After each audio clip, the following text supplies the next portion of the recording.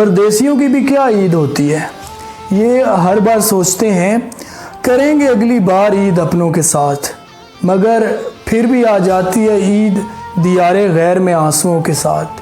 اس دفعہ تو کرونا کا بھی رونا ہے، دوریوں کے ساتھ ساتھ خدا جانے کب ہوگی ملاقات اب اپنوں کے ساتھ۔ غیروں میں ہیں جو شاد انہیں عید مبارک، جن کو نہیں ہم یاد انہیں عید مبارک۔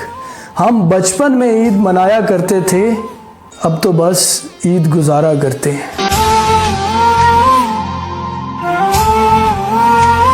مرغی کا گوشت کل تک 260 روپے کلو تھا اور عید سے ایک دن پہلے 450 روپے کر دیا گیا۔